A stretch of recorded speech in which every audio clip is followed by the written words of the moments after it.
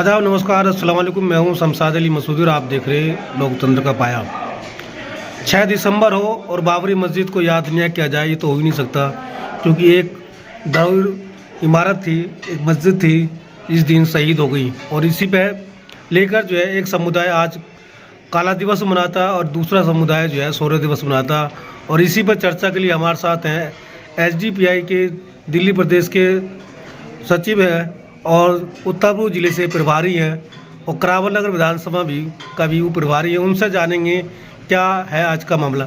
हाफिज साहब, HM हासिम मलिक साहब, जिस तरह से आप इस जिले में प्रभारी हैं और SDPI को प्रतिनिधित्व करते हैं यहाँ, तो जो आज एक समुदाय काला दिवस मना रहा है, एक समुदाय शौर्य दिवस मनाता है, आप इसको किस नज़र से देखते हैं? देखिए शमशाद मसूदी साहब, मैं आपका बहुत शुक्रगुजार हूँ जो लोकतंत्र के पाए के माध्यम से जो आज आप इन सवालों के लिए हमारे पास आए हैं, मैं आपका शुक्रगुजार हूँ। रहा मामला आपके सवाल का, तो आज 6 दिसंबर वो ब्लैक डे यानी काला दिवस हम इसलिए मनाते हैं कि हमारी सैकड़ों साल पुरानी एक इबादत गाह को झूठ, फ्रॉड, मक्कारी की बेस पे और हमारी मस्जिद को छीनकर उन जजों ने, जिन जजों ने दलाली की है हुकूमत की, उन जजों ने मुसलमानों से हमारी इबादत गाह को छीनकर और उन गैर मुस्लिमों को दी, जो बिल्कुल धोखा और फ्रॉड मक्कारी थी।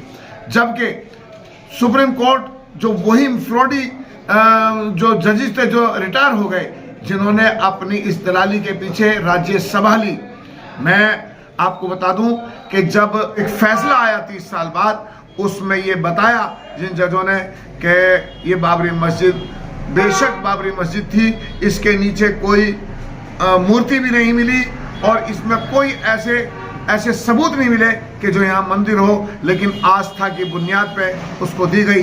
तो जो लोग सूर्य दिवस मनाते हैं वो कम अक्ली और बेवकूफ़ लोग हैं और वो इस हुकूमत की चालाकी को नहीं समझ रहे, अपने बच्चों की जिंदगियों को खराब करके और वो इस सूर्य दिवस को मनाते हैं। मेरा सवाल एक था, जिस तरह शौर्य दिवस की बात कर रहे हैं, मनाने की बात कर रहे हैं, तो जो राज्य BJP सरकार चलाती है उनकी विचारधारा हिंदू संगठनों से मिलती है। यूँ कहे हिंदू संगठनों की जो विचारधारा BJP से मिलती है, लेकिन जहाँ गैर BJP सरकारें, जैसे हम झारखंड की बात करें, हम कर्नाटक की बात करें, हिमाचल की बात करें, ऐसे कई सारे पश्चिम बंगाल की बात करें, वहाँ गैर BJP की सरकार है, लेकिन वहाँ भी रैलियाँ निकाली गई शौर्य दिवस के रूप में, वहाँ प्रशासन अनुमति दी गई, प्रशासन का सहयोग रहा।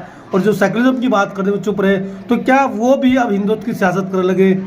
देखिए शमशाद साहब, असल बात यह है कि ये जो एक हमारे मुल्क के अंदर एक आतंकवादी संगठन है जिसका नाम है विश्व हिंदू परिषद, RSS, बजरंग दल, ये सब आतंकवादी संगठन है इस मुल्क के। उन लोगों ने हम लोगों को चिढ़ाने के लिए कि मुसलमान भावुक होके और बल्कि चिढ़ के वो एक उतावला हो जाए और हमें गाली गुप्पर दे और फिर पूरे मुल्क के अंदर एक आग फैले, उन्होंने इसलिए हमें चलाने का काम किया। लेकिन मैं उन लोगों को मुबारकबाद दूंगा जिन लोगों ने उनके आतंक को देखते हुए भी उस सब्र का मुजाहिरा किया।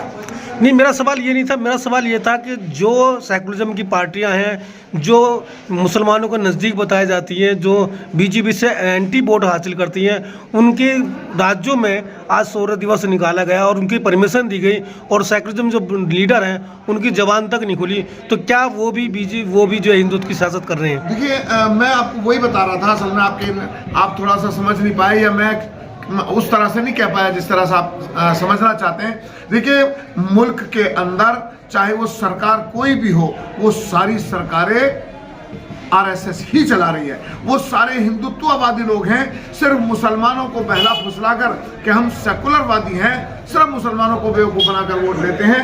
इसलिए वहाँ क्योंकि वो अपना हिंदू वोट जो इकट्ठा रखना चाहते हैं, हिंदू वोट से को नाराज़ नहीं करना चाहते, इसलिए उन्होंने वहाँ अपने एडमिनिस्ट्रेशन को इजाज़त दी कि वो इन लोगों को परमिशन दें और वो अपना जो भी एक। हाँ, हम देश की राजधानी दिल्ली में बैठे हैं, यहाँ भी आज कई इलाकों में बड़े धूमधाम से शौर्य दिवस की रैली निकाली गई, जबकि यहाँ अरविंद केजरीवाल आम आदमी पार्टी की सरकार है, उनकी तरफ से ना तो कोई बयान आया और ना उनको रोका गया।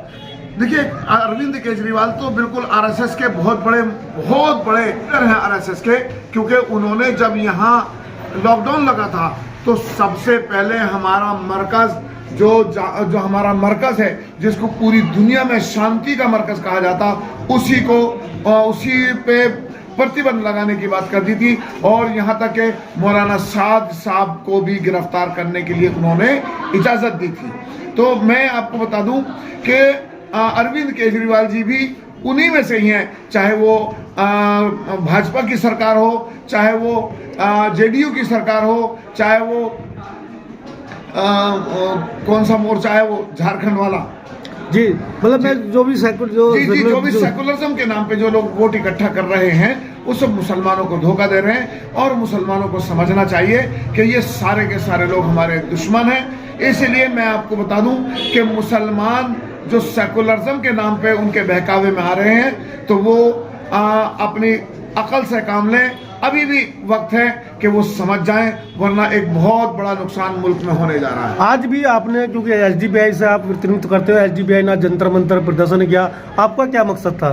देखिए, हमारा मकसद था ब्लैक डे यानी काला दिवस मनाने का।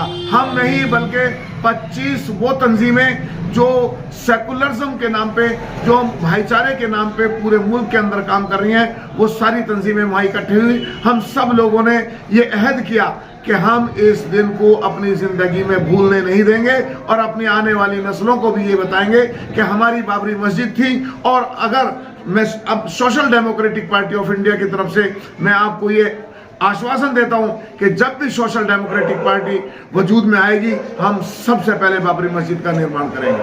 बहुत बहुत शुक्रिया।